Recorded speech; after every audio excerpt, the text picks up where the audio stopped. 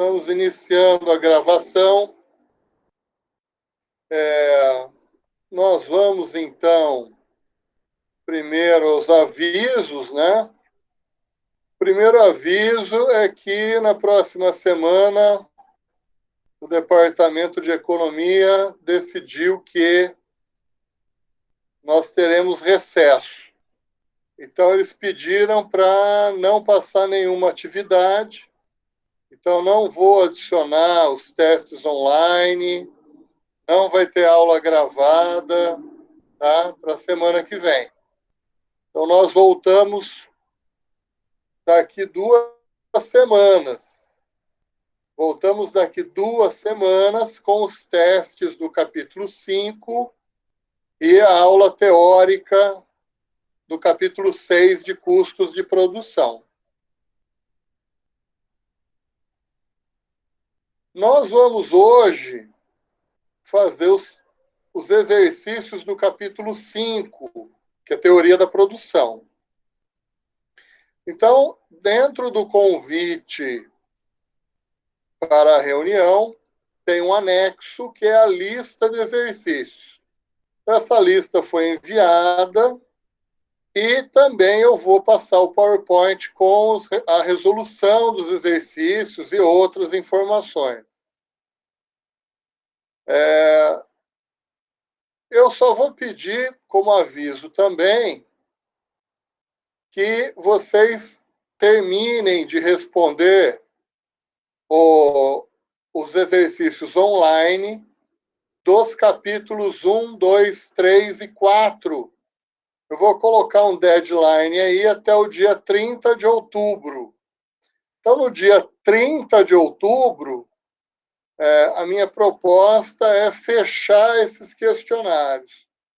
Então, tem uma opção de fechar os questionários 1, 2, 3 e 4 no dia 30. Então, quem está atrasado, né, quem está aí atrasado em relação aos exercícios, colocar em dia até o final do mês. Para o exercício 4, eu tinha dado prazo aí até semana que vem, acho que seria dia 19.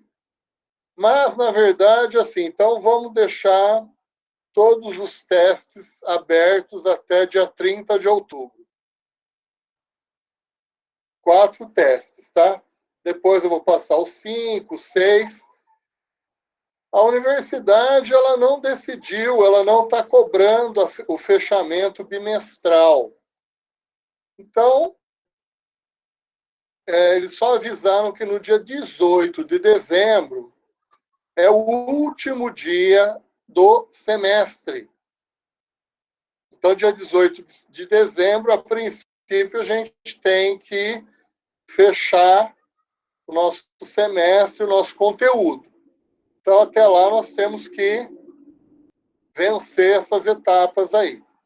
Não estou considerando as faltas dentro dessas aulas síncronas ou assíncronas.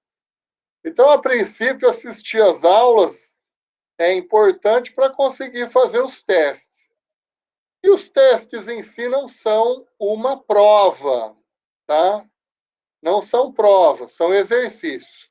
Então, vocês podem usar todo o material, podem usar o livro, podem consultar colega, internet, enfim. Os testes online são exercícios para fim de aprendizado, tá? E a nota vai sair dali, tanto a nota como a presença, tá certo? Então, a preocupação é responder os questionários online, os formulários. Eu vou compartilhar, nós já estamos gravando a aula, tá? Depois eu vou colocar esse vídeo lá no Google Class também, no YouTube. E vou colocar a lista e também a apresentação em PowerPoint. Eu vou compartilhar a tela aqui, né? Tela inteira. Então, vamos iniciar o compartilhamento para que a gente possa fazer os exercícios. Então, eu já estou compartilhando e já está gravando. Então, eu vou colocar depois no Google Class, tá? Eu vou pedir para vocês, qualquer dúvida, ligar o áudio e falar, porque eu estou sem acesso ao chat a partir de agora. Eu não tenho acesso ao chat. Esse é um detalhe do Google Meet, tá? E também, se houver alguma falha de conexão, por favor, avisem, porque eu também não tenho acesso ao chat. Se falhar, a luzinha, a luz da minha câmera vai piscar aqui, eu vou saber que está falhando a conexão. Mas, a princípio, vocês estão me ouvindo, está correndo tudo plenamente de acordo, né? Então, essa foto aqui mostra uma fábrica. Essa é a fábrica da Tesla de carros elétricos, tá? Para mostrar aqui os exercícios do capítulo 5, Teoria da Produção. Essa teoria da produção, ela tem uma relação próxima com custos, que é o capítulo 6. Mas aqui eu vou, né, fazer alguns, vamos chamar assim, dar alguns avisos, olha, vai ter relação com custo, mas, a princípio, a teoria da produção não fala em preços, não fala em custo, tá? Ela simplesmente é a relação entre os insumos e o nível de produção. Então, quando nós olhamos aqui, ó, vamos fazer um primeiro exercício, que é exatamente a função de produção na forma de uma tabela. Então, considere no curto prazo capital fixo igual a 20, complete a tabela, que eu vou colocar, e fazer o esboço do gráfico mostrando qual é o maior produto marginal e qual é o maior produto médio do trabalho. Então, a princípio, essa função de produção nossa, ela está na forma de tabela. Como que eu sei que é curto prazo nessa tabela? Porque o capital aqui, ó, ele é fixo em 20. Vamos imaginar o seguinte: nós construímos uma fábrica de vestuário. Coloquei na fábrica 20 máquinas. Já temos a matéria-prima, está tudo pronto para funcionar. E está sem nenhum, está vendo aqui, ó, trabalho N, está sem nenhum trabalhador, a produção é zero. Então, vamos analisar o que ocorre quando eu contrato a primeira pessoa. Então, eu venho aqui, contratei uma pessoa. Essa pessoa passou a trabalhar e a produção é 3. Então, veja, qual é o produto médio do trabalho? É a produção, ou o que ele está chamando de produto total, 3. Vou colocar uma barra de dividido por um trabalhador.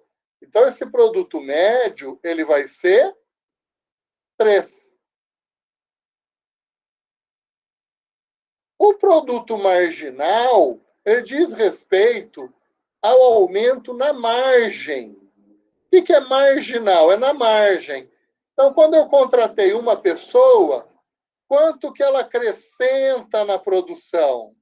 Ela acrescenta na produção de 0 para 3. Então, o produto marginal aqui também é 3. Quando eu contrato a segunda pessoa,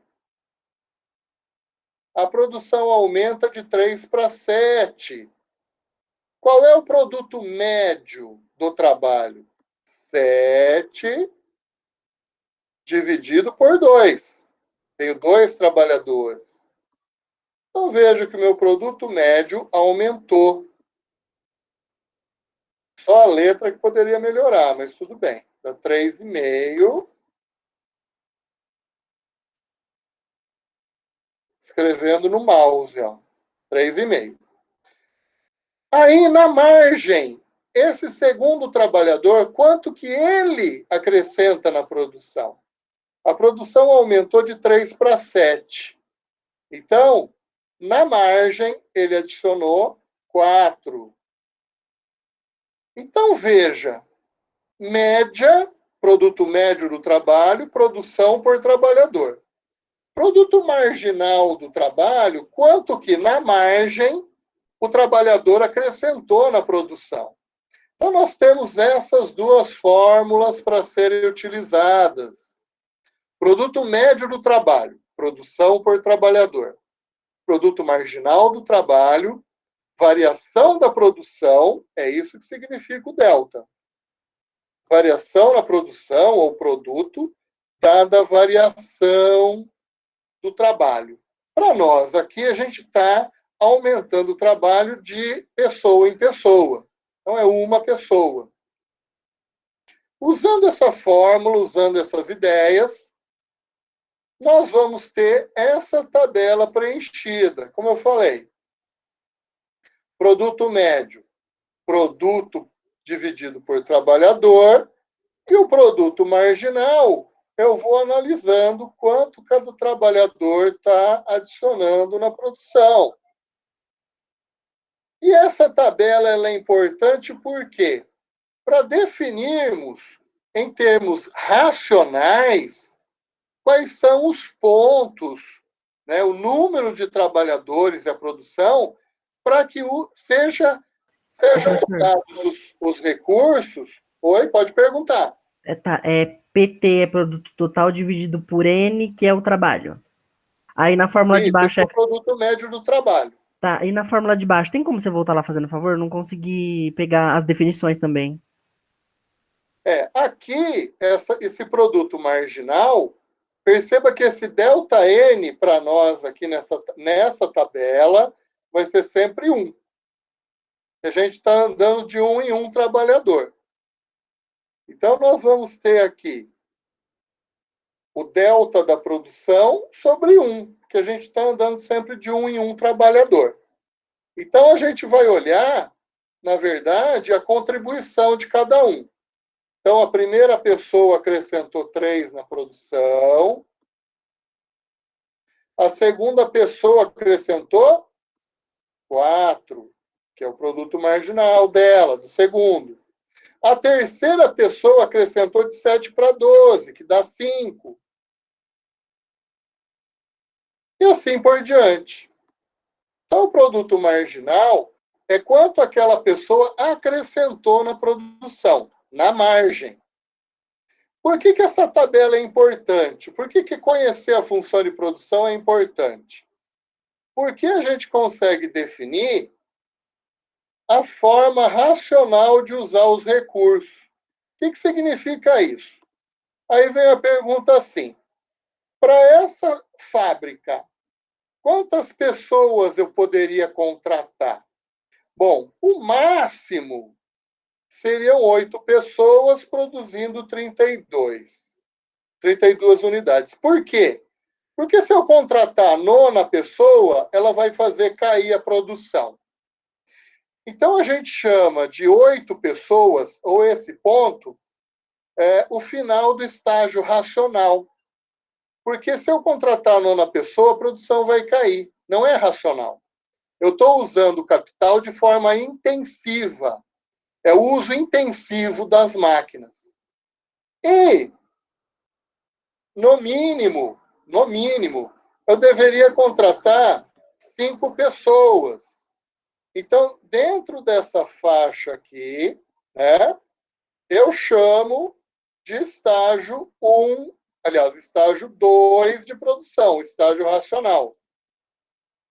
Por que é estágio 2? Porque antes disso tem o estágio 1, até 4 pessoas, e depois tem o estágio 3. No estágio 1,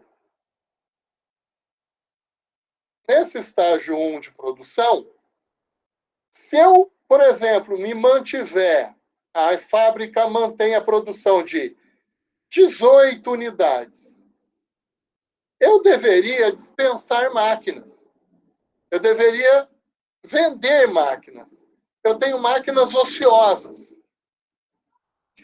No estágio 2 de produção, eu estou no estágio que eu uso os recursos, máquinas e recursos humanos, de uma forma racional. E no estágio 3 de produção, não vale a pena produzir.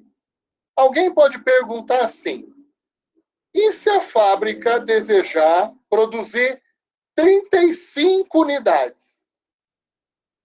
Eu consigo? Poderia. Só que eu tenho que contratar mais máquinas. Então, quando eu estou no final do estágio 2 de produção, eu quero produzir mais, eu tenho que ter mais máquinas.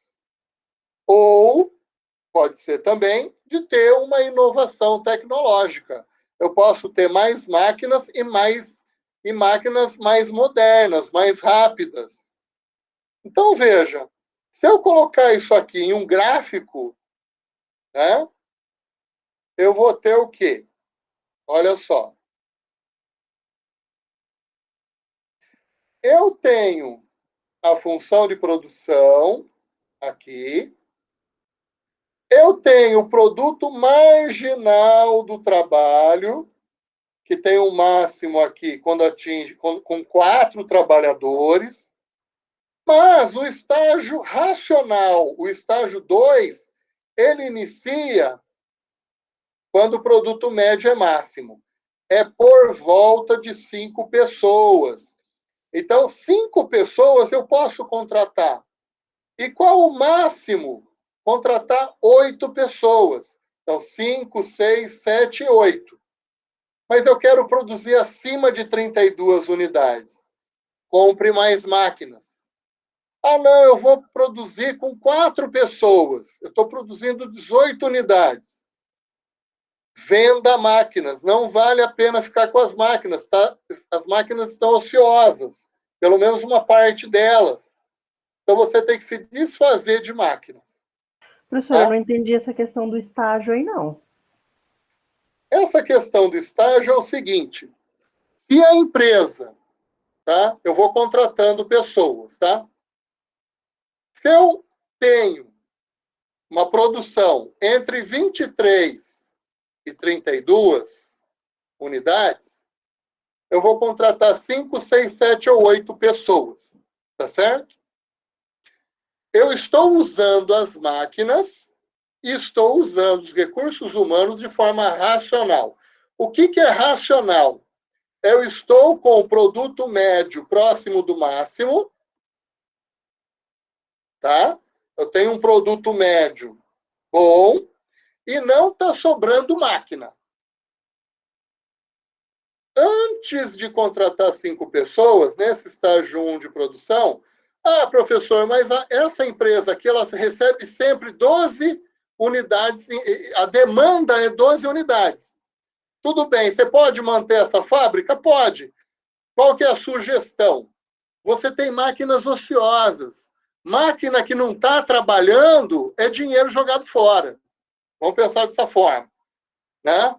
Então, se você tem máquina que não está usando, de repente, você não precisa de 20 máquinas, você precisa de 15. Então, o estágio 1 de produção é o estágio do uso extensivo do capital, sobra de máquinas. Então, a ideia é se desfaça de uma parte das máquinas. E o estágio 3 de produção é que a gente poderia chamar assim, não vale a pena, né? Por quê? Porque a produção está caindo, você está contratando pessoa, a produção está caindo. Mas espera aí, como é que eu faço para produzir, por exemplo, eu quero produzir 35 unidades. Eu posso produzir? De repente pode. O que você tem que fazer? Aumentar pessoas? Não. Você vai aumentar as máquinas. Por exemplo, você vai passar para 22 máquinas, de repente, tá? Ou comprar máquinas mais modernas, mais rápidas, uma inovação tecnológica. Então, o estágio 1 é o estágio que está sobrando máquina. O estágio 2, estou usando as máquinas dos recursos humanos de forma eficiente. E o estágio 3 não vale a pena. Eu estou usando mão de obra que está sobrando. Tá? Não vale a pena. Então, tenha mais máquinas. Então, essa é a ideia da função de produção. Olha aqui. Então, essa é a ideia desse gráfico aqui. Trabalhar no estágio 2 de produção. O 1 não vale a pena, venda máquinas. E o 3 não vale a pena, eu tenho que comprar mais máquinas. Isso acontece no nosso dia a dia. Vamos dar um exemplo. A indústria automobilística, ela passa por altos e baixos. Então, a indústria automobilística, ela trabalha, por exemplo, de manhã e à tarde para atender a sua demanda. Conforme vai aumentando a demanda, eu posso ter um banco de horas dos trabalhadores, os trabalhadores podem fazer hora extra, de repente chegar num ponto extremo, trabalha de sábado, trabalha de domingo, trabalha de feriado. Vale a pena? Na verdade, na prática, no curto prazo, não tem o que fazer, porque o capital é fixo. Mas se a demanda pelos automóveis novos continuar alta, vale a pena a empresa ter mais uma fábrica. Porque, veja, quando você está próximo do estágio 3 de produção, você está próximo do limite do uso do capital, uso intensivo do capital, você tem, primeiro, que o produto marginal do trabalho está caindo desesperadamente. O trabalhador em hora extra, ele é menos produtivo, ele está cansado. Máquinas usadas 24 horas quebram mais, significa mais custo, significa trabalhador cansado, máquinas quebrando, perda de matéria-prima, enfim, o aumento da ineficiência. O produto marginal do trabalho está despencando. Então, vale a pena o quê? Ter mais uma fábrica, ou aumentar o tamanho da fábrica que você está. Certo? Então, é essa a ideia do estágio 2 de produção. Aqui é o exemplo de uma empresa. Então, veja, já estamos no longo prazo, porque ele está dizendo assim, a empresa produzia 400 unidades mensalmente, utilizando 20 máquinas e 40 pessoas. Decide aumentar o número de máquinas para 30 e contrata mais 20 pessoas. Então, vai ter 60 pessoas. E a produção dobrou, de 400 para 800 unidades. O processo produtivo apresenta retornos à escala crescentes, decrescentes ou constantes. Ou, colocando de outra forma a pergunta, quando a empresa aumentou os insumos, a produção aumentou mais que proporcionalmente, ou o aumento da produção foi menos do que proporcional que os insumos? Mais que proporcional. Mais que proporcional. Exatamente, olha. Então, o que a gente tem que fazer? A gente tem que calcular esse mais que proporcional. Então, o que vai acontecer aqui? Eu calculo uma taxa de crescimento do trabalho, olha. Taxa de crescimento, aumento percentual. Tinha 40 pessoas, foi para 60. Então, eu tenho um delta, né? N2 menos N1, tem uma variação sobre a base, 40, o inicial, 40 pessoas. Então, a empresa aumentou 50% o trabalho. O capital, o aumento percentual do capital, 20 máquinas, aumentou para 30. Em relação a 20, também aumentou 50% as máquinas. E a produção aumentou? Também aumentou. Só que, como o aluno falou, aumentou 100%. É um aumento fantástico, mais que proporcional, até exagerado, né? Então, o que está acontecendo aqui? É mágica? Não. Existem setores que, de fato, apresentam essa situação. Não dessa forma tão forte, mas elas apresentam essa característica da produção. Então, você vai ter um aumento de 50% dos insumos e um aumento de 100% da produção. Então, são retornos crescentes. Por que crescente? Porque a produção cresce mais rápido do que os insumos. Poderíamos colocar valores menores, poderíamos colocar, por exemplo, 10% para capital e 10% para trabalho. Aí a produção aumentaria, no caso, 20%. Né? Veja que tem um ponto importante, que é aumentar proporcionalmente os insumos. Você pode ter 10 insumos, mas se você aumentar 1%, tem que aumentar 1% todos os insumos. Que aí você analisa e compara com a produção. Por que eu estou dizendo isso? Se você aumentasse o trabalho em 5% e o capital em 10%, e a produção aumentasse 7%, fica difícil comparar. Então, você tem que aumentar o trabalho e o capital na mesma proporção, na mesma porcentagem. Porque aí você vai comparar com a produção. Se a produção aumenta em porcentagem maior, você tem essa mágica, né? Por que isso é importante? Então, vamos fazer um link, uma ligação com custos.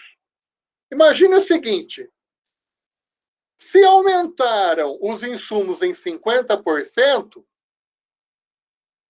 teoricamente, os custos aumentaram 50%. Se a produção dobrou, o que aconteceu com o custo médio? O custo médio vai cair. Então, veja, nós temos uma situação de longo prazo, porque o capital também está mudando.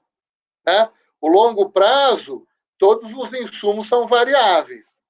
Eu estou aumentando todos os insumos em 50%, aumento os custos em 50%, mas a produção dobrou. Então, o custo por unidade vai diminuir. É uma mágica. E é uma mágica que leva ao surgimento de empresas enormes.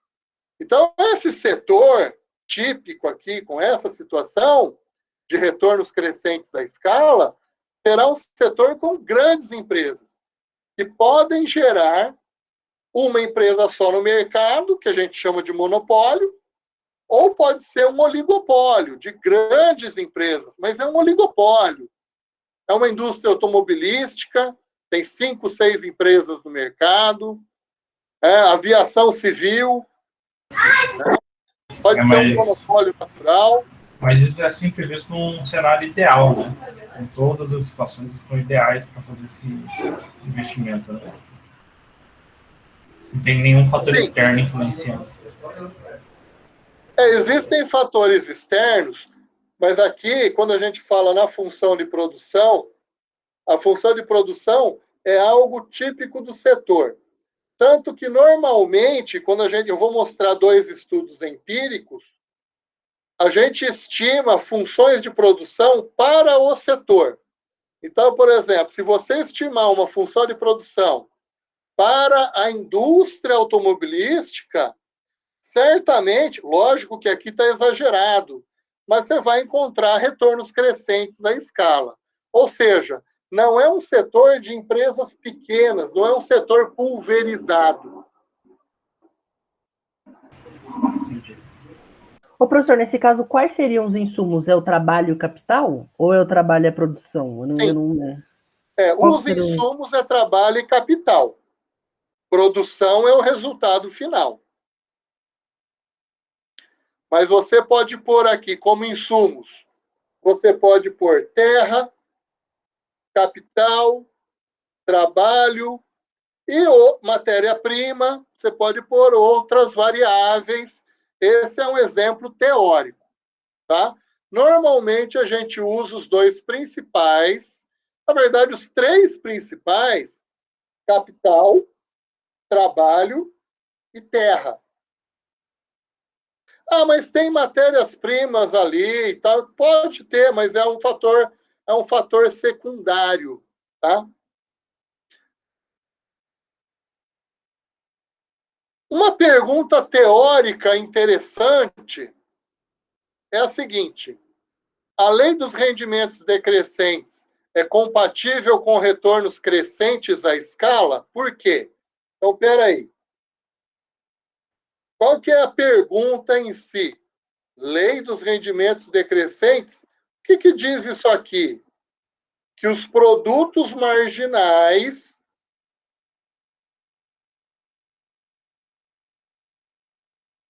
eles são decrescentes, eles estão caindo. Isso é verdade? Normalmente é. Então, veja, se você aumentar só o trabalho, ou se você aumentar só a matéria-prima, eles acrescentam na produção, mas a taxas cada vez menores. Mas espera aí, se você aumentar cada insumo separadamente, a contribuição dele na produção é cada vez menor. Sim, isso é verdade. Isso impede, que é isso que ele está dizendo, existe compatibilidade com você, se você aumentar todos os insumos, chama de I, você vai ter a mágica dos retornos crescentes? A resposta é a seguinte: não existe incompatibilidade. Né? Então, a lei dos rendimentos decrescentes, ela é compatível. Tá? Por que que ela é compatível? Olha só. Porque... Opa, voltar. Ela é compatível porque a lei dos rendimentos decrescentes, ela se refere, normalmente, a uma situação de curto prazo, onde você aumenta só um insumo de cada vez. Tá? Então, se você aumentar apenas um insumo, essa relação com a variação da produção, ela é decrescente. Tá certo? Agora, é diferente da visão de longo prazo, na qual você aumenta todos os insumos ao mesmo tempo, inclusive o capital. Então, se você aumentar todos os insumos simultaneamente, aí você está falando de escala. E você pode, sim, ter retornos crescentes à escala, mesmo que os seus produtos marginais sejam decrescentes. Então, raciocinando assim, quando a gente fala em produto marginal do trabalho, eu estou mantendo todos os insumos outros fixos e estou aumentando somente o trabalho.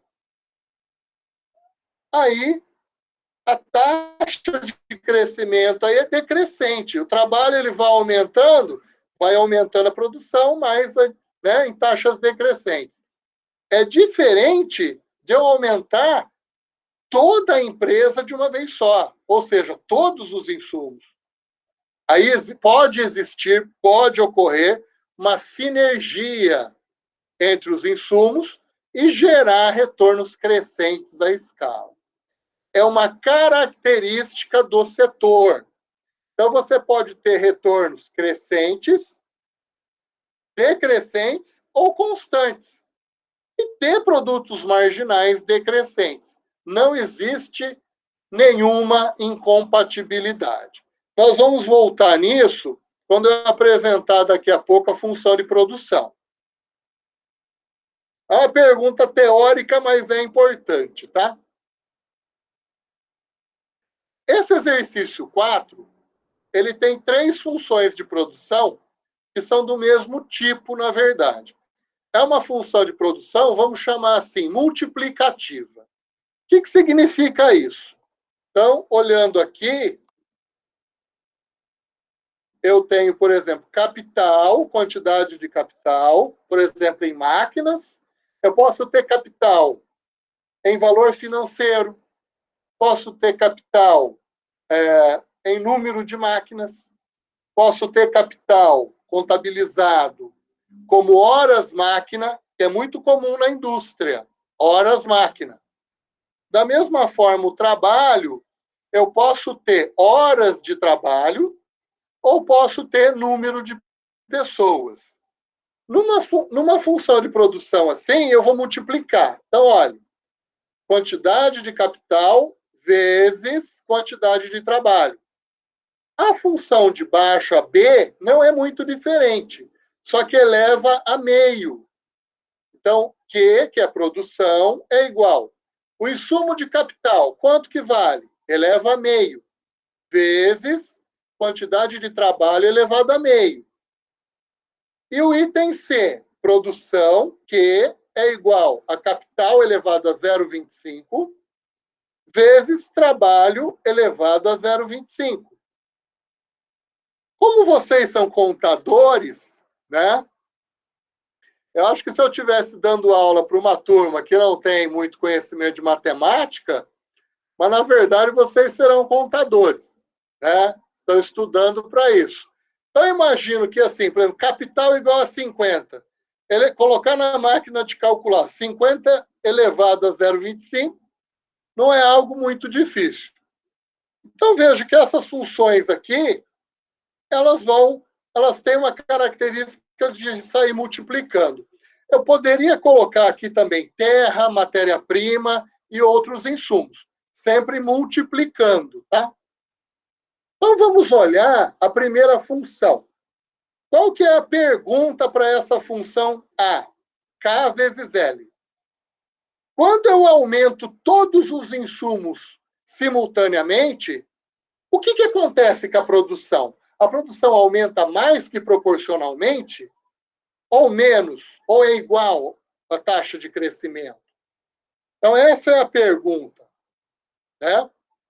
Então, nós temos aqui, ó, já tem até as notas de aula. K vezes L. Então, veja. Por que eu estou colocando K igual a L igual a 1? Por facilidade. Porque eu tenho que fazer o mesmo aumento para capital e trabalho. Então, eu já coloquei igual, eu chutei valores, tá?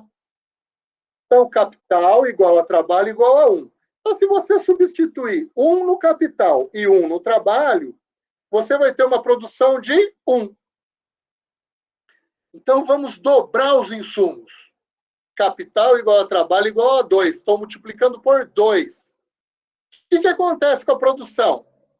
A produção 2 vezes 2 dá 4. Então, a produção aumentou, foi multiplicada por 4. Mas eu aumentei os insumos por 2. Então, veja que nós temos uma função que a relação produção com insumos, a produção aumenta mais que proporcionalmente aos insumos. Então, eu tenho o que eu chamo de retornos crescentes à escala. Retornos crescentes. Essa outra função, veja que eu chutei os mesmos valores. Então, K, capital, igual a trabalho, igual a 1. K, capital, igual a trabalho, igual a 2. Estou multiplicando sempre os insumos por 2. E o que aconteceu com a produção? Sempre a produção também aumenta 2 vezes. Então, é proporcional. Dobra os insumos, dobra a produção. Então, são retornos que eu chamo de retornos constantes ou retornos proporcionais. Tá certo? Então, veja que numa situação assim, sempre para dobrar a produção, eu preciso dobrar os insumos. E na terceira função, que na verdade é o mesmo tipo de função, perceba que eu estou mudando os expoentes. Quando eu faço esse cálculo aqui, só que eu estou elevando o capital a 0,25, eu multiplico o trabalho que eu elevei a 0,25. Quando eu faço esse cálculo, eu mostro que eu estou dobrando os insumos e a produção aumenta sempre multiplicada por 1,41. Ou seja, os insumos aumentam 100%. E a produção, ela aumenta 41%. é menos que proporcional. Então, são retornos decrescentes à escala. Se eu fizer um estudo empírico, por que é importante saber isso? Ele é importante, essa informação, porque o setor que possui uma função de produção com retornos crescentes à escala é um setor que vai gerar, provavelmente, um monopólio. É uma empresa gigante. Ou um oligopólio. Oligo, poucos. Poucas empresas. E gigantes. Por quê? Porque se você olhar pelo lado dos custos, eu dobro os insumos. Poxa, dobrou o custo. Mas a produção aumentou 4 vezes. Então, o custo médio cai. Então, eu tenho aqui, para essa função de produção A, com grandes economias de escala, eu tenho distribuição de energia elétrica, eu tenho distribuição de água, eu tenho a Sanepar, eu tenho a Copel, eu tenho a indústria automobilística, eu tenho instituições financeiras, são monopólios e oligopólios. As funções de produção dos setores chamados B e C são setores que vão ter empresas micro, pequenas ou, no máximo, médias. Por que eu estou dizendo isso? Você tem retornos decrescentes à escala. Então, eu não consigo gerar grandes quedas no custo. Então, é difícil observar rede de padaria, talvez redes de lojas de vestuário. Por quê? Porque são setores, que tipicamente têm retornos decrescentes à escala. São empresas pequenas, médias, às vezes uma rede de 4 ou 5 lojas, são pequenas.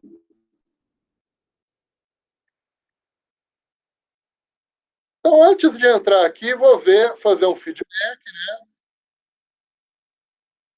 Pessoal, deixa eu ver o número de pessoas hoje diminuiu o quórum, Tem 19, mas é normal. Tudo bem até aí, tranquilo, tá bom? Então, agora, eu vou fazer... Não precisa abrir a câmera, não. Não, o professor não está tranquilo, não. Cachorro quente. Fala. Não, você estava falando, tá tudo tranquilo. Não tá tranquilo, não, professor. Tem muita informação. Mas veja que essas informações, elas não são difíceis de compreender. Mas elas, quando a gente começa a imaginar e comparar com o mundo real, fazem todo sentido, Então, agora eu vou explicar um pouco melhor a função de produção. Então, a gente usou essa função de produção. De que tipo ela é? Ela é chamada função de produção Cobb-Douglas. É a função de produção mais utilizada. Ela é fácil de usar e cai muito em concurso, E muito em prova. Como que ela é? Ela tem o A. Então, primeiro, vamos colocar aqui, produção, Aqui, ó. O que é o quê? Produção. Depende de. Então, igual. Quem que é o A? A vai ser uma constante. Tá? Colocar uma barrinha aqui. No curto prazo, o nível tecnológico é constante. Ele é um valor tipo 100. 5,5. É um número. E ele indica o nível tecnológico. O que significa esse A?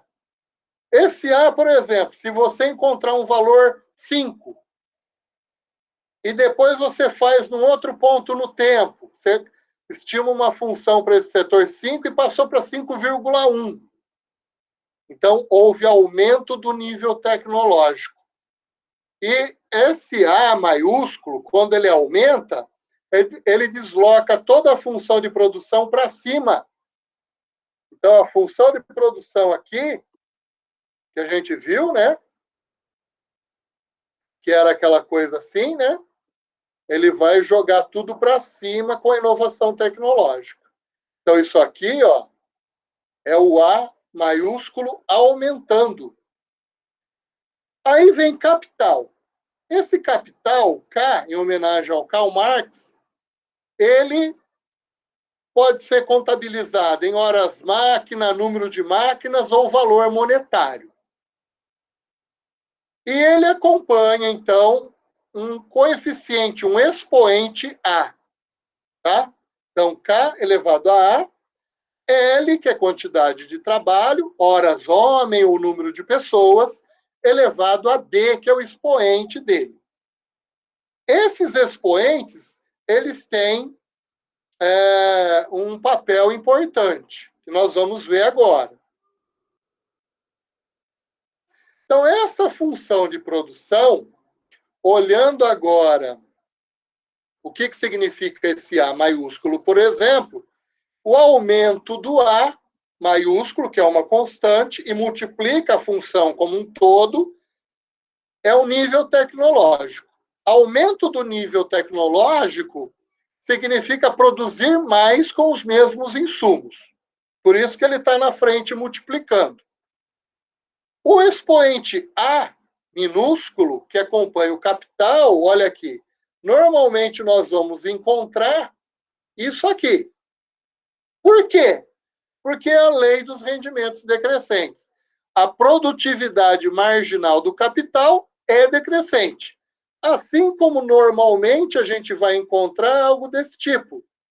O B, o expoente B, que acompanha o trabalho, ele está entre 0 e 1. E a produtividade marginal do trabalho é decrescente. É isso que significa o expoente, tá? Ah, mas dá para provar isso matematicamente? Sim, mas eu não vou no momento. O que a gente tem que prestar atenção? Não é decorar, é entender. Então, por exemplo, o K está elevado a 0,4. Produto marginal decrescente. Se o K for elevado a 1, ele é produto marginal do capital constante. Difícil vai acontecer isso, tá? E se for maior que 1, provavelmente não vai acontecer, o produto marginal do capital é crescente, tá? Então, são casos raros. O normal é encontrar um expoente 0,4, 0,5, tanto para o capital como para o trabalho. E uma outra interpretação importante de conhecer a função de produção Cobb-Douglas é a soma desses expoentes. Então, esses expoentes aqui, ó, se eu somar, eu sei se existem retornos à escala. Então, eu somei os expoentes. Se tiver 10 insumos, eu somo os expoentes dos 10 insumos. Se for igual a 1, são retornos constantes à escala. Se a soma dos expoentes que acompanham os insumos for maior que 1, isso é bom para o setor, porque temos retornos crescentes à escala. Se for menor que 1, temos retornos decrescentes à escala. Dá para provar isso matematicamente, mas eu não vou fazer aqui. É só para olhar e saber como funciona. Então, a função Cobb-Douglas, ela é fácil de interpretar, tá? Então, vamos observar, por exemplo, essa função aqui. O que significa esse número 100? É o nível tecnológico. Se for para 110, significa que eu estou deslocando a função de produção para cima. Observando os expoentes. O capital tem um expoente de 0,6. Opa, está entre 0 e 1. Produto marginal do capital decrescente. Quando eu aumento só o capital, sozinho, tem taxas de retorno em termos de produção decrescentes. Aumenta a produção, mas a taxas cada vez menores. O L, o trabalho, o número de pessoas, se eu aumentar o número de trabalhadores, o produto marginal do trabalho é decrescente. Como que eu sei? 0,5, está entre 0 e 1. Então, tudo bem, professor. Produtos marginais decrescentes. É a lei dos rendimentos decrescentes. Aí vem a pergunta, e se eu aumentar os dois insumos ao mesmo tempo? Então, vamos somar os expoentes. 0,6 com 0,5 dá 1,1. Opa! Se eu aumentar o capital e o trabalho juntos 1%, eu tenho o aumento da produção de 1,1%. Tem retorno crescente à escala? Sim. É um setor que pode ter grandes empresas. Tem retorno crescente à escala. Não é enorme, mas é razoável. Já gera aqui um oligopólio, né? São empresas grandes. Então, veja, a função de produção, Cobb-Douglas, não é difícil de interpretar. Vamos para um estudo real. Então, a função de produção de celulose no Brasil. Depois, quando esse PowerPoint estiver no Google Class, você pode clicar aqui no link e ele vai abrir o texto para vocês. Tá? Então, esse texto está nesse link aqui, de Soares, Silva e Lima. Então, esses autores estimaram uma função de produção de celulose, que é um produto importantíssimo, inclusive para exportação, para a fabricação de papel, papelão, etc. E eles encontraram essa função de produção. Essa função de produção que é Cobb-Douglas.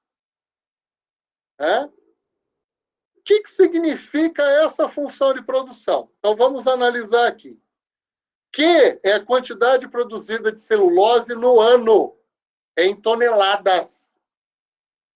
3,3 é o nível tecnológico naquele momento. Q é a quantidade de florestas em hectares. Celulose é feito principalmente de eucalipto. L é a quantidade de trabalho em número de trabalhadores. E capital é a quantidade de capital. Nesse caso aqui, os autores usaram o valor monetário das máquinas, equipamentos e construções, edificações. O ativo físico da empresa. Qual é o valor monetário dele? Eles usaram para capital. Põe os insumos. Então, no caso da terra, qual é o expoente? 0,47.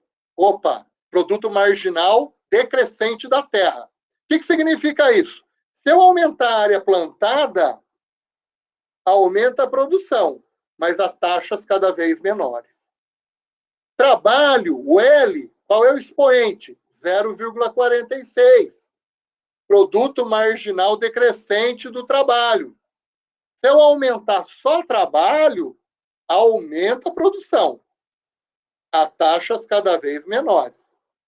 E o capital, 0,25, produto marginal do capital decrescente. Se eu aumentar somente o capital, aumenta a produção a taxas cada vez menores. Um outro ponto importante aqui, ou talvez o mais importante, se eu somar os expoentes dos três insumos, eu tenho, olha, 1,18. Está acima de 1? Tá. eu tenho retornos crescentes à escala.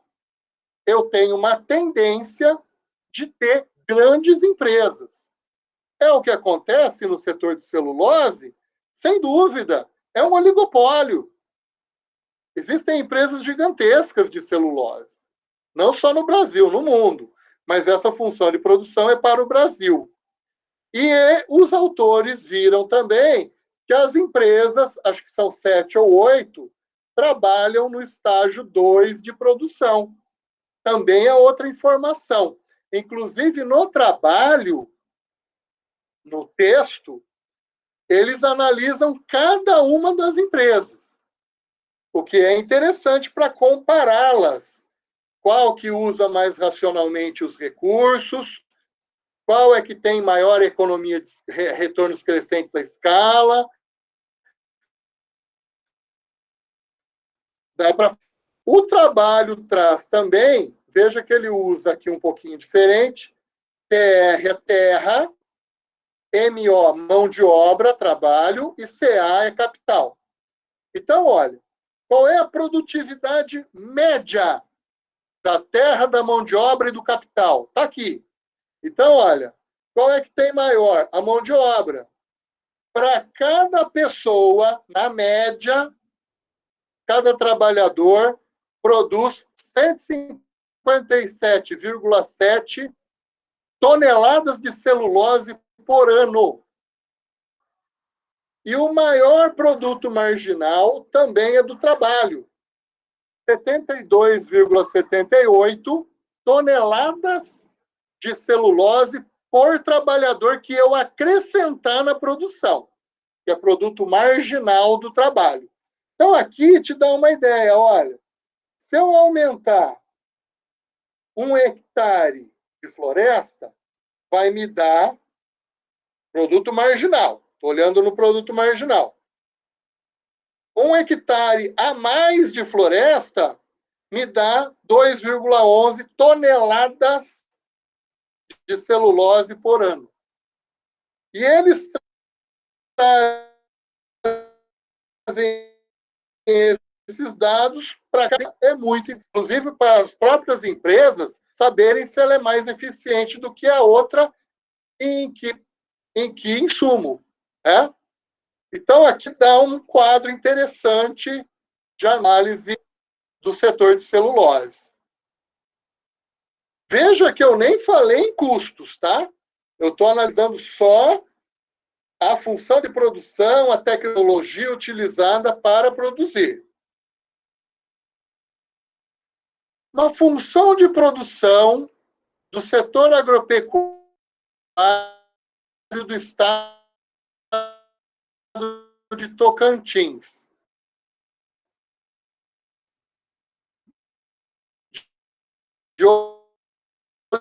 Para que você possa ler, se você... Função... Professor, tá travando tudo que você está falando. Vou mudar de lugar, então. Muita calma nessa hora.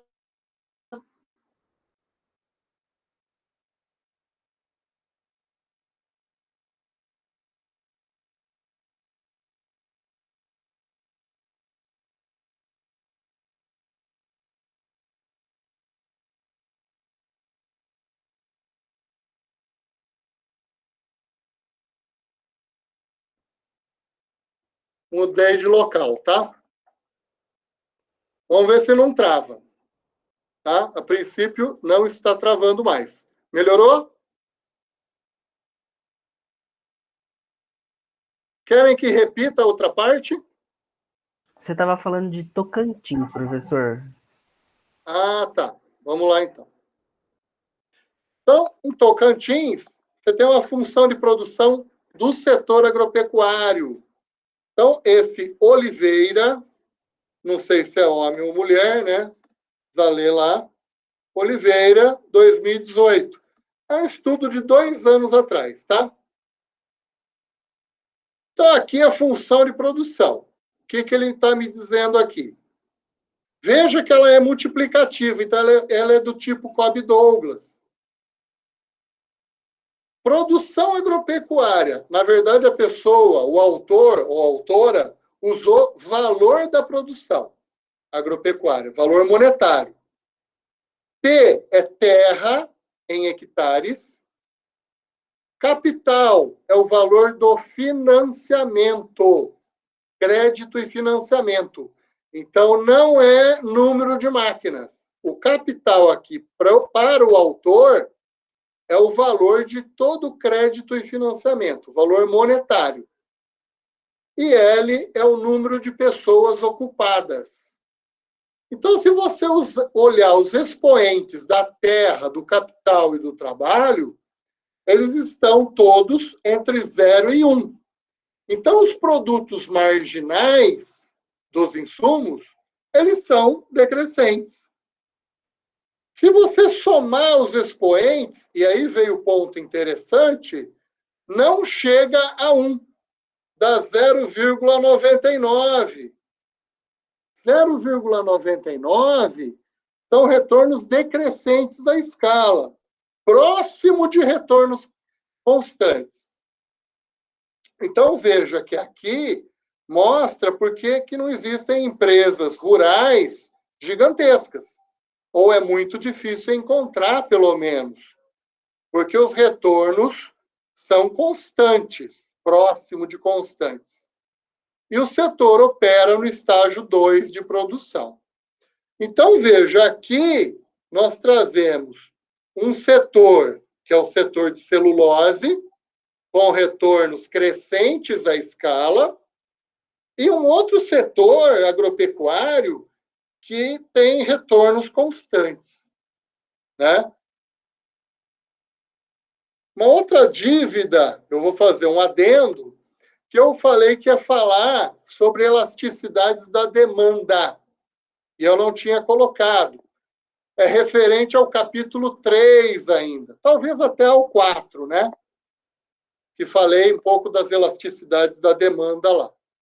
Então, para ter uma noção de estudo empírico, o Alexandre, aqui eu sei que é o Alexandre Almeida, ele usou os dados da POF, Pesquisa de Orçamentos Familiares, está nesse link, e ele calculou as elasticidades renda e elasticidade preço da demanda. Então, está aqui, né? Ele analisou 31 categorias de produtos. Então, o Alexandre ele fez um estudo econométrico, tá? Vou passar mais para cá, isso aqui. Nesse estudo econométrico, olha aqui, a elasticidade renda e a elasticidade preço. Aqui ele coloca o método, que é o método de Frisch. Olhando a elasticidade renda, uma pergunta interessante aqui. Quais são os bens de luxo? Ou seja, acima de 1. Principalmente agora no verão, né? Ó. Bem de luxo, laticínio e sorvetes. Né? Outro bem de luxo, ainda mais no verão. 1,04, bebidas. O que significa, por exemplo, laticínio e sorvetes? 1,03. Cada 1% a mais na renda aumenta o consumo de 1,03%. Já está acima de 1. Já é bem de luxo. Né? Perceba que os bens de consumo diário, por exemplo, bens essenciais, né? Os bens essenciais aqui, por exemplo, óleo de soja, tem elasticidade de renda mais baixa. Carne de suíno, o efeito renda mais baixo. Farinha de mandioca, 0,35.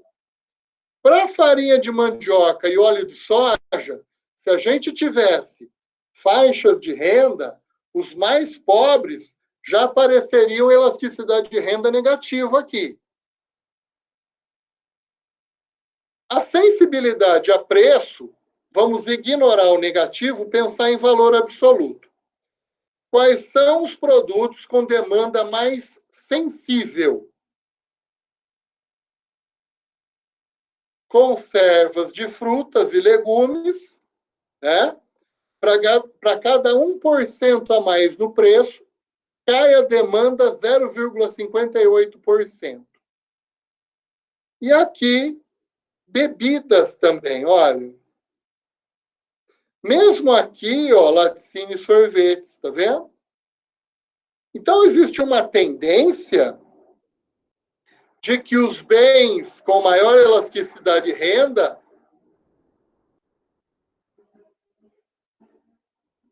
bens supérfluos e de luxo também têm uma sensibilidade a preço maior da demanda, né? Então, se você tomar aqui, por exemplo, fumo, menos 0,27, bastante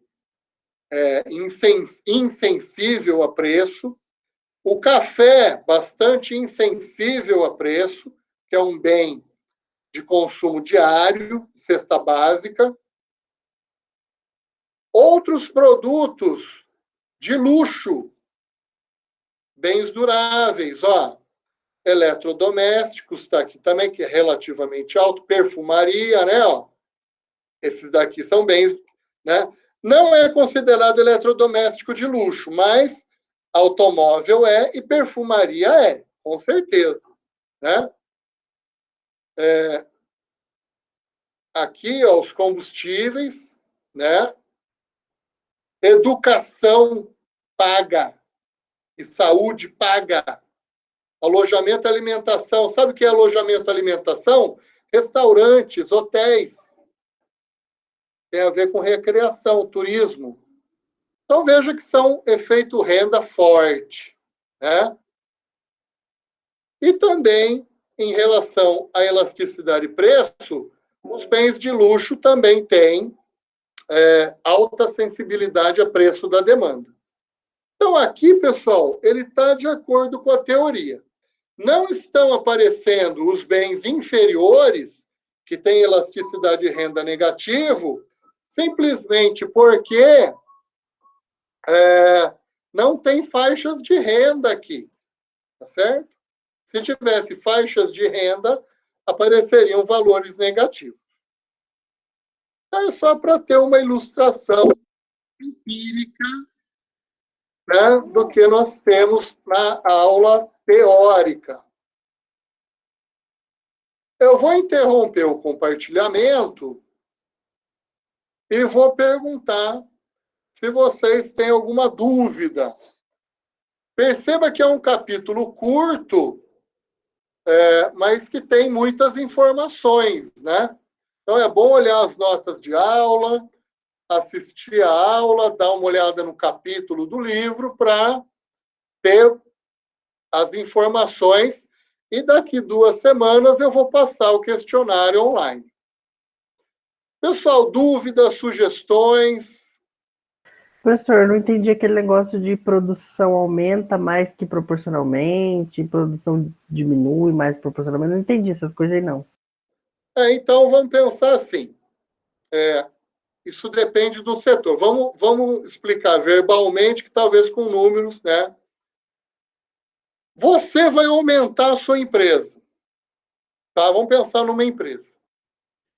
Você vai aumentar 10% o tamanho da loja e 10% o número de pessoas que estão trabalhando. Vamos pegar o retorno, a produção, que seria a venda. Se fosse uma loja de vestuário, você vai aumentar 10%, pessoas e espaço da loja. Quanto que aumenta as suas vendas? Essa é a pergunta. Se aumenta 12%, é mais que proporcional. Então, você tem retornos crescentes. Se você aumentou 10% as vendas, então você aumentou 10% tudo. Funcionário, área de vendas e as vendas. Então, você tem retorno constante. E retornos decrescentes, se você aumentou 10% o número de funcionários, 10% a área de vendas, nossa, aumentaram as vendas. Claro que aumentou. Quanto? 8%. Então, é menos que proporcional ao aumento dos insumos. Então, você tem retornos decrescentes à escala. Tá certo? Ah, professor, então a gente tem que ver o trabalho, o capital e a produção. Então, se a produção for maior, quer dizer que é proporcional. Se for Isso. menor, tá, entendi. Agora eu entendi. Você aumenta os insumos. O importante é o seguinte: esses insumos, eles têm que aumentar ao mesmo tempo e do mesmo percentual, senão não dá para analisar, né? Porque se você aumentar 10% os funcionários, 5% a área de vendas, e o faturamento aumenta 6%, então tem que ser tudo, né? Os insumos têm que aumentar proporcional e ao mesmo tempo, todos. Só esse detalhe aí, né? Tá? Se você tiver 10 insumos, tem que aumentar os 10%. E aí você vai comparar com a produção. É tipo o que você tinha passado no exercício 4? Isso. Ah, tá. Isso é importante porque vamos colocar um caso de retorno crescente, que foi o Itaú Unibanco. Então, o Itaú e o Unibanco se uniram, né? Você fala, será que tem vantagem nisso? Teve. Por quê? Você pega a diretoria, metade de cada um. Então, metade da diretoria já foi embora, certo? Você pega caixa eletrônico. De repente tem caixa eletrônico do Itaú que está do lado do Unibanco. Um vai sair. Agências, uma próxima da outra. Uma delas vai fechar. E quando juntou tudo, você diminui, por exemplo, tecnologia da informação, praticamente corta pela metade. E o número de CPFs, de sobreposição de CPFs, sabe quanto foi? 8%. Então, por exemplo, o número de clientes, de pessoas que tinham conta corrente, praticamente foi uma soma. Só 8% das pessoas que tinham conta nos dois bancos. Então, veja, você diminuiu a diretoria pela metade. Diminuiu o número de agências, diminuiu o número de caixa eletrônica. Então, você tem essa mágica de que você consegue aumentar a produção mais que proporcionalmente aos insumos. Então, você ter retornos crescentes à escala isso gera processos, né? Não só em um setor, todo mundo que tem retorno crescente à escala, normalmente gera processo de fusões e aquisições, que é o que a gente vê hoje, né? A gente viu, por exemplo, nos grupos varejistas. Carrefour, Pão de Açúcar, comprando empresas médias. Por que eles estão comprando? Porque, na verdade, você tem grandes retornos à escala. Quanto maior, melhor. Né? Você se torna mais eficiente. Ou, visto no capítulo 6, nós vamos ver isso. O custo médio está caindo. É diferente, por exemplo, vou te dar um exemplo, uma padaria. Já viu rede de padaria? É difícil encontrar. Por quê? Você abre uma padaria, é o olho do dono ali, tudo funcionando muito bem. Você abre uma segunda padaria, será que a qualidade dos produtos ali vai ser igual? De repente tem um retorno decrescente à escala pela característica de não conseguir controlar a produção, né? Com planejamento e controle da produção e qualidade dos produtos. Então, esse é um problema. Pode gerar retornos decrescentes à escala. E retornos constantes à escala, normalmente você deseja quando a qualidade tem que ser padrão. Né? Então, por exemplo, McDonald's e empresas que querem manter a qualidade, você tem retornos constantes. Por quê? Para fazer 2 Big Mac, você tem que multiplicar tudo por 2.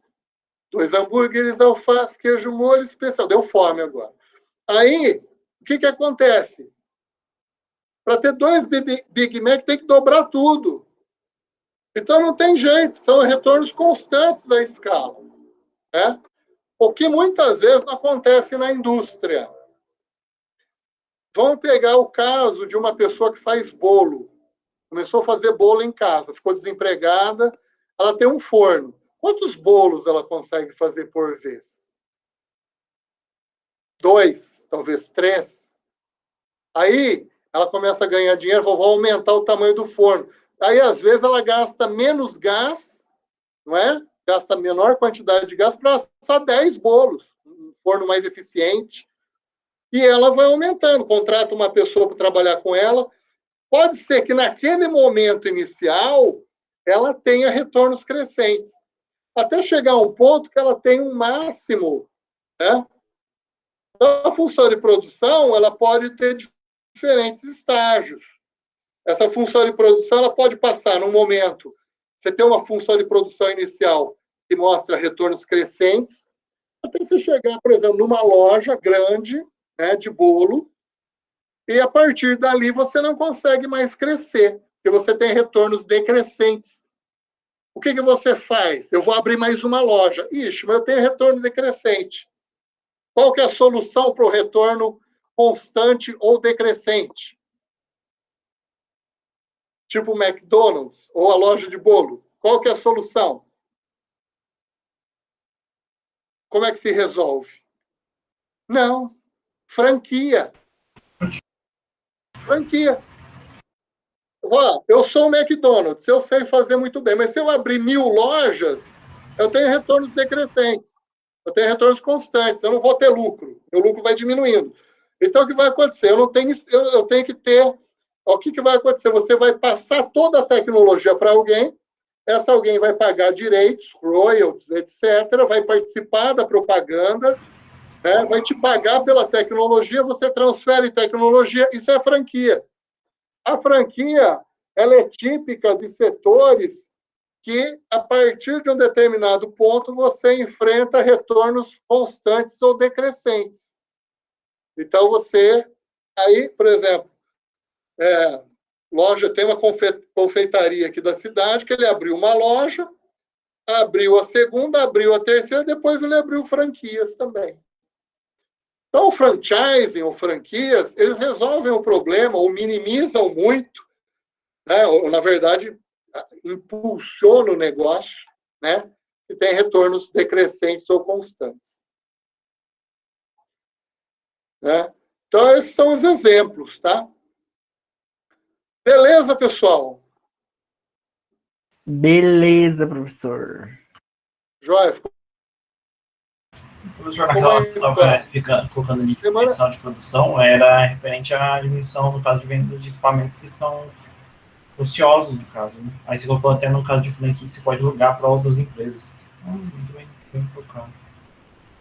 E você tem outro ponto interessante, é que você tem um ponto de ótimo em termos de tamanho da fábrica.